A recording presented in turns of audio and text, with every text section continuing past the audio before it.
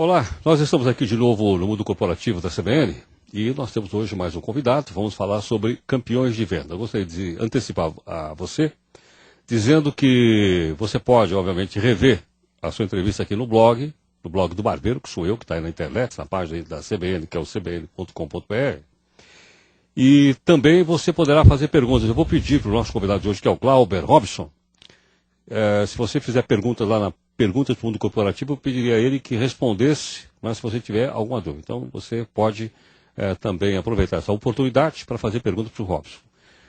O Robson, ele é estrategista em marketing e vendas. Ele é um dos autores desse livro, Campeões de Vendas, publicado aqui pelo Prentice Hall e o Financial Times, né? Que são, obviamente, duas marcas importantes no mundo da geração de conteúdo, sem dúvida. Como construir relacionamentos e adquirir clientes fantásticos. O Robson começa o seu livro, diz o seguinte: como ajudá-lo a aumentar as suas vendas. Robson, eu acho que o livro ganhou uma importância muito maior agora, né? Haja vista que nós estamos vivendo aí uma crise que começa no final de 2008 e se propaga pelo menos, né, agora no começo do 2009. E aumentar a venda numa situação como essa, eu suponho, deve ser mais difícil do que aumentar a venda quando a coisa está, vamos dizer assim, a pleno vapor, ou não? Sim, é muito fácil você vender quando a economia está aquecida. Todo mundo pode aparecer e começar a vender seus produtos facilmente. Os verdadeiros campeões de vendas e vendedores de sucesso, eles realmente aparecem nos momentos de crise. E crise é algo inerente ao sistema capitalista. E eu acredito muito em outras palavras, não dá para existir capitalismo sem, de vez em quando, aparecer uma crise. Sempre tem uma crise, de tempos em tempos vai ter uma crise, porque a crise faz parte do sistema capitalista. E eu acredito muito nesse sistema. Então, como um campeão de vendas, que a maioria dos seus ouvintes querem ser, é muito importante eles estarem preparados para esses momentos. Vai haver momentos em que vai ter vendas que vão ser fáceis de fazer, e vai ter aqueles momentos em que é necessário você usar sua criatividade, usar suas habilidades especiais para apresentar e desenvolver os seus produtos, suas ideias de uma maneira mais criativa e melhor nos momentos que temos essas crises, essas dificuldades no dia a dia. Sim, bom, mas então o que eu tenho que fazer? Eu tenho que ser mais convincente nesses momentos a respeito do meu produto, da minha venda, do que em outros períodos? Bom, eu costumo dizer que vendas você tem que estar preparado. É muito importante você se preparar. Por exemplo, vamos usar aqui um pouco do futebol. Então, quando um time vai jogar no terreno perigoso aí. Quando um time vai jogar com outro time, os melhores técnicos, eles estudam o time adversário e eles desenvolvem as melhores estratégias para vencer aquele jogo. Então, eles têm o que eles chamam de plano de jogo. Então, a mesma coisa acontece na área de marketing e vendas. Você precisa ter um plano. Mas quem é o seu adversário nesse caso da venda? Na questão, não é o adversário, mas a situação, a própria crise, porque o campeão de vendas, ele sempre está procurando vender mais, agregar mais valor para os seus clientes e fazer com aquilo que o cliente pagou para você, ele receba 10 vezes mais. Então, no momento de crise, o que é que acontece? Um dos grandes desafios dessa crise hoje é a falta de crédito. Então, as pessoas não têm dinheiro como eles tinham no ano de 2008 e 2007. Existia uma abundância muito grande de crédito. Hoje, isso diminuiu, isso é uma realidade. Então, o que é que nós temos que fazer? Puxa, nós temos que encontrar novas maneiras de vender os nossos produtos. Como é que nós vamos apresentar isso aos clientes? Então, uma das maneiras, por exemplo, todos os clientes têm perguntas, dúvidas, objeções. Às vezes elas são reveladas, às vezes elas são inconscientes. Às vezes elas não são ditas, mas todos eles têm perguntas, objeções, preocupações. E a maneira como você vai responder essas perguntas, objeções e dúvidas que eles têm vai determinar quão bem-sucedido você vai ter. Sim, então eu tenho que conhecer bem o meu público-alvo? Você tem que conhecer bem o seu público-alvo e tem que ter respostas para os diferentes tipos de personalidade do seu público-alvo.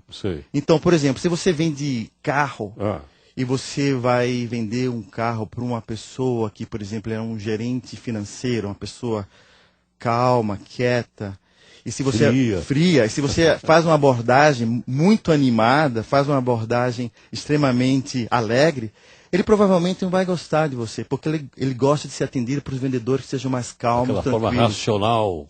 Isso é o que nós chamamos na programação neurolinguística, que é uma das bases no nosso livro, de acompanhamento. Quando nós acompanhamos os estados emocionais, as crenças e opiniões dos nossos clientes. Então, essa é uma das chaves do sucesso de você ter em vender os seus produtos. Bom, eu tenho então que ter um bom conhecimento da pessoa para a qual eu vou vender. Da sua maneira de ser, da sua maneira de pensar, da maneira daquilo que ele gosta, daquilo que ele não gosta. Sim, ele tem que ter um bom conhecimento da psicologia humana. Não que ele precisa ser um psicólogo, mas que ele precisa entender algumas coisas inerentes daquela pessoa. Então, por exemplo, no nosso livro, nós baseamos muito na programação neurolinguística. Tá? O que é programação neurolinguística? O PNL. É a ciência de como as palavras e a linguagem afetam a maneira como as pessoas pensam, agem e se comportam. A PNL foi desenvolvida por dois brilhantes cientistas nos Estados Unidos. Um chamava-se Richard Bandler e o outro chamava-se John Grinder. E eles eram ambos gênios em suas competências. Um era especialista em psicologia da Gestalt e o outro era especialista em computação. E eles começaram a estudar pessoas, campeões de venda, os melhores psicólogos que existiam no mundo e como é que eles tinham grandes resultados. Então, deixa eu definir um pouquinho, que eu acho interessante para os seus ouvintes, claro. O termo PNL. P refere-se à programação, que nem programação em computação. Neuro se refere-se ao cérebro e linguística à linguagem. Então, a programação neurolinguística é como nós utilizamos a linguagem e as palavras para influenciar as pessoas, a maneira como elas pensam, se comportam ou mesmo agem. E as pessoas que têm um conhecimento da PNL, elas têm grande vantagem em relação às outras pessoas. A PNL vem sendo adotada e utilizada por mais de 30 anos no mundo inteiro, nas áreas de publicidade, comunicação, vendas, marketing e muitas áreas hoje. Na área política, nós vemos isso constantemente, os políticos usando a programação neurolinguística para persuadir e influenciar as outras pessoas. Entendo. Agora, no caso específico de vendas, então, os vendedores teriam que ser treinados na programação neurolinguística. Eles têm que ter pelo menos um conhecimento. O conhecimento básico. Básico. Sim. Por quê? Vou falar para vocês de algumas técnicas importantes da programação neurolinguística que podem ajudar muito seus ouvintes e aquelas pessoas que estão envolvidas em marketing e vendas, e não apenas nessas áreas, mas também a pais, enfermeiros, médicos, querem persuadir os seus pacientes, ou os pais querem persuadir os seus filhos. Uma das coisas que nós descobrimos na PNL é que as pessoas processam as informações de 3 maneiras, que são visuais, pessoas que veem imagens, auditivas, que são persuadidas mais pelaquilo que elas ouvem, e sinestésica, que refere-se a ação, sensação, emoção, calor e frio. As pessoas elas não dividem igualmente 33,3 para cada um. Elas têm uma tendência de serem mais um ou desses outros canais de comunicação. Por exemplo, uma pessoa à noite, quando não tem nada para fazer, ela pode ter a opção, por exemplo, de ver um filme. Então, é evidentemente que ela é uma pessoa que ela gosta de atividades visuais. Auditivas, ela prefere, por exemplo, escutar uma música à noite, quando não tem nada para fazer, ou ir para a academia fazer musculação ou correr. Então, é uma característica típica do sinestésico. Então, existem clientes hoje que são mais persuadidos pela visual. Por exemplo, ele vai ver um carro, ele gosta de um carro que seja mais bonito. Isso vale para roupa também? Vale para roupa também. Então, as pessoas que gostam muito de se vestir bem, é importante para ela. Por exemplo, um cônjuge ou uma pessoa que quer namorar ou casar com uma determinada pessoa, e essa pessoa é uma pessoa que se preza pelo vestir, a aparência, é muito provável que ela também vai procurar um parceiro que se apresente e se vista bem.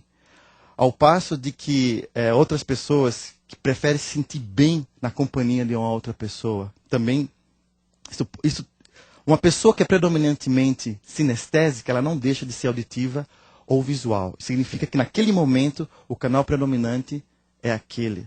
Robson, eu estou vendo aqui no seu livro que você estabelece aqui alguns motes de publicidade, aonde é maior o efeito visual, auditivo e o sinestésico. Você pode me dar um exemplo do visual? Por exemplo, existia uma propaganda há muitos anos atrás que ela usava do termo parece, mas não é, referindo-se a um produto que ele curava um determinado problema das pessoas que tinham no cabelo, mas não era aquilo, e ele apelava para o lado visual.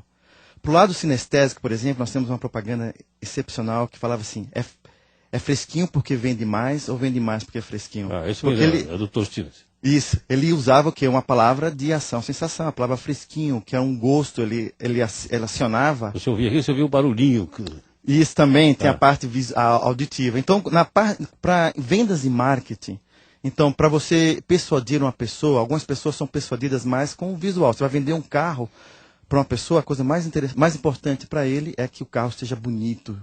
Para outros, é a sensação de dirigir aquele carro. Então, você vai falar para ele, experimente a sensação de dirigir esse carro. Você está indo do lado sinestésico. Isso. Ou quando você está dirigindo, escute o barulho desse motor como é suave. Ou, também na parte visual, veja como esse carro é bonito. Sei. Agora, pode haver uma combinação dos 3 fatores na hora da venda de um determinado produto? Sim, porque nenhuma pessoa divide igualmente os 3 canais de comunicação simultaneamente.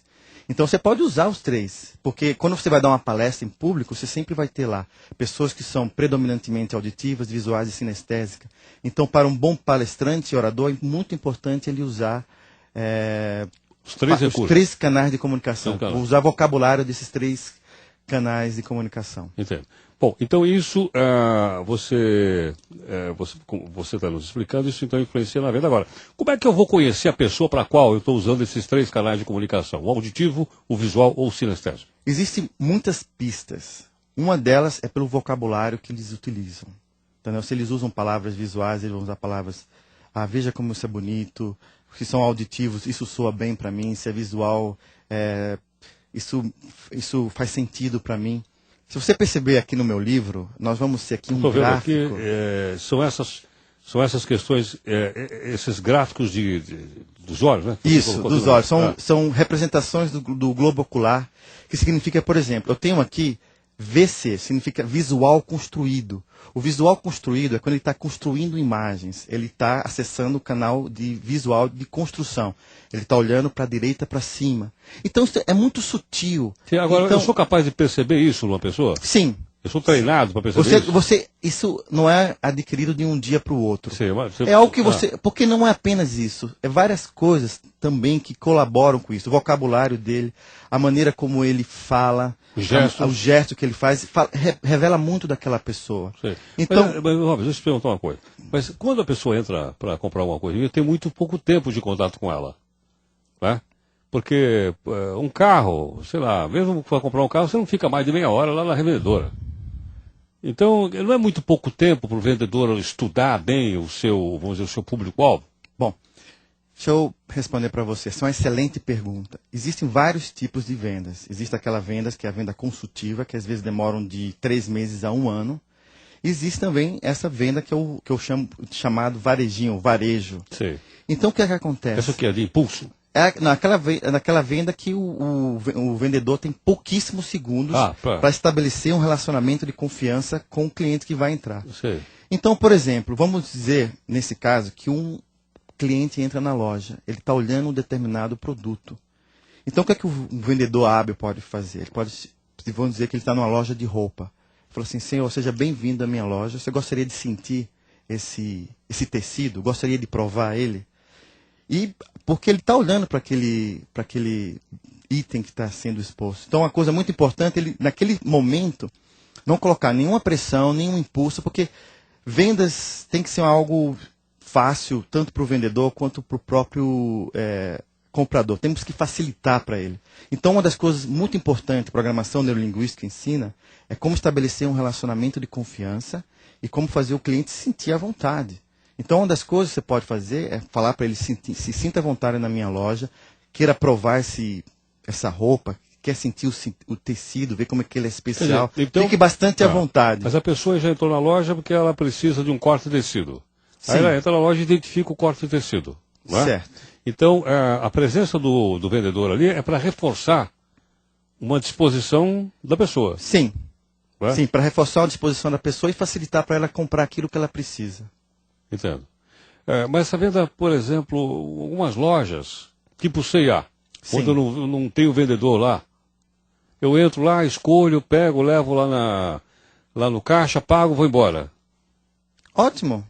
A loja aí já entra em outra estratégia. A maneira como ela coloca as roupas, a maneira como ela anuncia. um outro tipo de abordagem de vendas. Isso vale para supermercado também? Também, Para existem suas várias gôndolas, estratégias. Existem, se você for estudar um pouquinho da história da informática, Steve Ballmer, que é o presidente da Microsoft hoje, ele trabalhava numa empresa, a Procter & Gamble, e uma das estratégias que ele desenvolveu era fazer com que as caixas dos produtos que a empresa dele, para a qual ele trabalhava, que ele vendia, fosse maior do que as outras e obtesse mais espaço na prateleira dos produtos. Então isso aí é um marketing visual, que tem bastante efeito e para as pessoas que são visuais. Entendo. Bom, ainda sobre essas técnicas todas, você diz o seguinte aqui: como apresentar seminários eficazes e lucrativos. Certo. Esses seminários são seminários, então, de treinamento dos vendedores?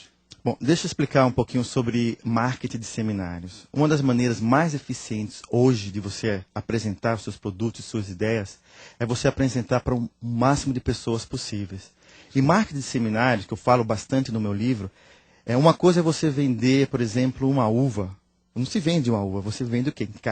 Cachos. Então, hoje, no meu livro, eu explico como você vender para um grupo maior de pessoas. Então, quando você consegue atrair um grupo de pessoas para um seminário, você vai falar, por exemplo, um advogado pode falar sobre por exemplo, sobre o Código do Consumidor. Ele pode fazer uma palestra gratuita e convidar várias pessoas e para falar sobre a eficácia da maneira como ele aborda, por exemplo, o mercado de defesa do consumidor. Uma empresa pode fazer a mesma coisa. Eu trabalhei muitos anos na indústria de informática e nós alugávamos auditórios em hotéis e convidávamos os clientes. Nós fazíamos um welcome coffee, tínhamos lá uma comida, bebidas, eles estavam lá e naquele momento é só você e sua audiência. Então você não tem competição, você não tem ninguém. Eles estão à disposição de ouvir aquilo que você tem. De ouvir aquilo que você tem. Então é muito importante, aí entra novamente a neurolinguística, você preparar os seus seminários de uma forma para persuadir as pessoas a adquirirem o seu produto. Tem uma estratégia ali, não pode ser feito de qualquer jeito não. Verdade. Por exemplo, no meu livro, eu fiz muito trabalho para o mercado financeiro. Então lá eu ensino a eles, dou algumas dicas de como, por exemplo, educar as pessoas a como investir e usar sabiamente o seu dinheiro. Então eu sugiro, por exemplo, seminários sobre fundo de ações, como investir na bolsa, ou, por exemplo, nessa crise que nós tivemos, um tema que seria interessante, como zerar as posições. Chegou um momento que a coisa mais inteligente que uma pessoa poderia fazer era zerar suas posições. Sem perder, né? Sem perder. Isso aí sem perder. Né? Isso é uma maestria na área de finanças comportamentais, zerar as posições. E que hoje não é muito falado no mercado financeiro. Como você perceber que está vendo alguma coisa e zerar as posições. Então esse seria um seminário que atrairia muitas pessoas. Também um seminário sobre como no momento agora, no ano passado, a Bolsa não foi um bom investimento. Quais eram os outros tipos de investimento que vocês tinham? Entendo. Agora, Robson, se você tivesse então que delinear um vendedor ideal, como ele seria? Nas minhas pesquisas... Além de apresentar os resultados, né? Porque o vendedor ideal é que diz, olha, vou conseguir bater a meta, na verdade? Está aqui o meu resultado, a minha comissão é tanto, me dá aqui, né? Sim. Agora eu digo, dá para desenhar esse tipo? Sim. Como é que ele é? Ou ela é? Deixa eu falar um pouquinho sobre a pesquisa do meu livro Campeões de Vendas. Eu desenvolvi essa pesquisa com a colaboração do professor Donald Moines. Ele é um psicólogo, fez o primeiro PhD em vendas baseado na programação neurolinguística, aproximadamente 30 anos atrás. E ele estudou aproximadamente 4.000 vendedores e estudou as características que faziam dele campeões de vendas. Eu conheci ele aproximadamente há uns 5 anos atrás, acho que 6 anos atrás, e propus para ele escrevermos esse livro. Então, uma das coisas que eu observei quando comecei a ler bastante livros de vendas é que a maioria deles repetem clichês da década de 40, década de 50, década de 60. E o que eu decidi, junto com o professor Donald Moines, é que nós iríamos colocar todos esses livros de lado e iríamos estudar e entrevistar os campeões de vendas em várias indústrias. Então, o que é que eu fazia? Eu selecionei, por exemplo, presidentes de empresas. No meu livro eu falo aí sobre o ex-presidente da Ford do Brasil, o Barry Engle, que ele pegou a Ford em 2001, que faturava apenas só tinha 7% do mercado brasileiro, e elevou até 12%, quer dizer, são 5%. Você pode falar, poxa, mas só 5%, mas 5% em indústria de bilhões e bilhões de reais é muita coisa. Então eu comecei a entrevistar essas pessoas, e eu aprendi muito mais sobre vendas, entrevistando essas pessoas e conversando com elas do que com qualquer outro livro. Então eu conversava com eles, eu entrevistava eles, gravava e transcrevia as suas respostas, e muitas dessas respostas eu coloquei aí no meu livro. E uma das coisas que eu observei sobre os campeões de vendas, apesar de muitas pessoas pensarem ao contrário, campeões de vendas são pessoas calmas, são pessoas centradas, pessoas tranquilas, são pessoas que são proativas, que ela tem um grande desejo em sempre fazer mais do que eles estão fazendo, sempre oferecer mais para os seus clientes do que eles estão pagando. Essa é uma das leis básicas de sucesso em mais vendas. aos clientes. Se um cliente paga por uma consultoria, por um projeto, R$100 mil, esses campeões de vendas fazem com que aqueles R$100 mil tenham um valor para os clientes de 1 milhão, 2 milhões daquele investimento. Então, eles ganham muito mais do que eles praticamente investiram. Uma outra característica é que os campeões de vendas, eles sempre estão investindo em si mesmos. Eles sempre estão procurando melhores coaches, melhores consultores, sempre estão fazendo o que eu gosto de chamar um termo, mastermind, que não encontrei um termo em português ainda que refletisse a grandeza do que o termo é, que significa que mastermind significa procurar os melhores profissionais nas suas indústrias e aprender com eles. Bom, então eu posso entender que é uma pessoa que está em constante aprimoramento. Sim. Está constantemente entendendo para onde vai o mercado. Sim. Constantemente estudando quais são os seus clientes, se eles estão mudando, são os mesmos. Sim. Né?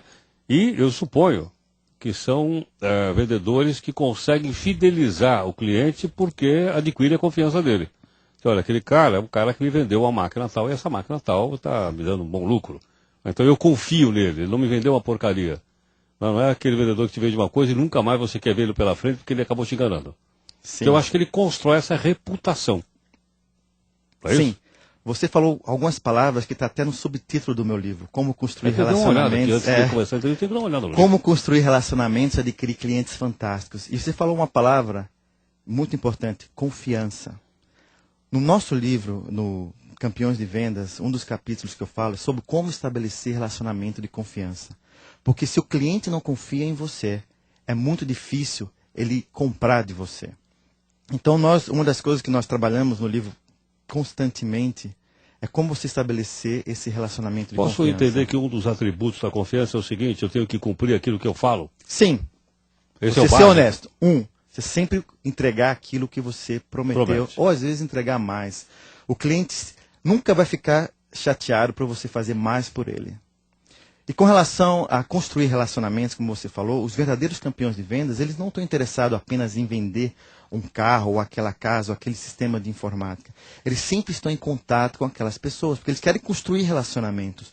Então, ele sempre se lembra da data de aniversário daquela pessoa, ele sempre está telefonando. Por exemplo, vamos supor que você comprou um carro muito luxuoso e muito bonito. E vamos dizer que na sua loja apareceu um novo carro e você se lembrou, olha, aquele cliente, o João, por exemplo, ou o Heródoto, comprou aquele carro e ele gostou bastante. E ele se lembra dele. Então você pega o telefone e fala assim, João, se lembra aquele... eu me lembro que você comprou um carro assim, bastante luxuoso, certo? Ele vai dizer sim. E eu sei que você gosta de carros luxuosos, mas eu tenho uma coisa para te falar que eu tô até em dúvida, porque quando você vê o carro que está aqui na nossa loja, você vai querer comprar. Se apaixonar. Isso! Então ele provavelmente... Ele vai lá na loja, vê o carro, talvez ele não compre, mas ele vai ficar agradecido por aquele cliente ter falado para ele. Quando surgir a necessidade dele comprar o carro, quem que ele vai lembrar? Aquele vendedor que ele vendeu o carro naquela ocasião. Essa é uma das formas de construção dessa confiança. Sim, você sempre está na mente das pessoas. E outra coisa importante é você tratar os seus clientes como amigos, entendeu? Porque, de fato, é através dele que vem a maneira de você sustentar a sua própria vida e você constrói muitos amigos nessa profissão, entendeu? Algo que eu gosto bastante. Tá bom. Pois não. Sobre a questão de crise, como vender em tempos de crise, no meu livro existe algo que não existe nenhum outro livro de venda que eu vi até hoje. Qual é? Como lidar com clientes que reclamam da crise. No capítulo 9. Como lidar com clientes que reclamam? Capítulo 9. Tá. Capítulo 9 é como desenvolver um poderoso e lucrativo livro. É esse? Isso. De scripts de vendas. Scripts de vendas. Conhece esse termo, script de vendas? Eu conheço, só conheço o script de telejornal lá do TV Cultura. Então, é muito semelhante a scripts da parte de telejornalismo, porque eu sei que muitos jornalistas, quando eles estão apresentando, eles têm um teleprompter ali tá falando o que eles têm que falar. Então, a mesma coisa acontece em vendas. Uma das coisas que nós fazemos é que, como eu falei no início, todos os clientes têm perguntas, objeções. E a maneira como você vai responder essas objeções... Você pode treinar antes. Claro! Claro que sim. Então, por exemplo, no meu livro, veja aí na parte... Deixa eu mostrar aqui para você especificamente. Existem 4 tipos de maneiras de como nós podemos responder à crise. Está aqui. Por exemplo, nós podemos responder, por exemplo, quando o cliente fala assim, nosso mercado está em crise, nós estamos passando por tempos difíceis, o mercado está parado, o mercado está ruim. E o que você vai fazer? Você vai ficar de braço cruzado e concordar com ele? Claro que não. Você tem maneiras de como você lidar com esses tipos de objeções. No nosso livro, eu coloquei 50 maneiras, existem mais de 100. Eu selecionei 50 maneiras de como lidar com a crise. Existem 4 formas. Uma, através de perguntas, de declarações de empatia. Empatia é diferente de simpatia. Outras, através de perguntas. Quer dizer, Sócrates, que era o grande professor, filósofo grego, ele ensinava através de perguntas. Então nós fazemos perguntas para os clientes que fazem ele refletir. O mercado está parado? Parado até quando? O que você vai fazer com essa crise parar? O que você acha que os seus clientes estão fazendo? Você acha que eles estão de braço cruzado? Outra pergunta, respostas de assertividade. Então, clientes fortes gostam de clientes fortes. Então, esses scripts de assertividade funcionam com pessoas mais otimistas, mais agitadas, mais assertivas. Então, a gente consegue ser um pouco mais assertivo com eles. E, finalmente, respostas de histórias. Seres humanos amam histórias. Você é um jornalista e você sabe que hoje os programas de telejornais vão ser baseados em histórias. As reportagens todas têm histórias. São histórias. Então, Jesus Cristo, Buda, os grandes líderes religiosos, eles usavam histórias. Grandes políticos usam histórias. E eu percebi que histórias é uma das grandes características dos campeões de vendas. Eles usam histórias. Então, nós mostramos aqui 4, 5 exemplos de como história pode ajudar os seus clientes a mudarem suas ideias e adquirirem os seus produtos. Tá certo. Então, e também, histórias é utilizada não apenas em marketing e vendas, mas também pais e filhos. Então, nesse livro, eu tenho um capítulo inteiro dedicado a como utilizar a arte de usar histórias para persuadir e influenciar as pessoas.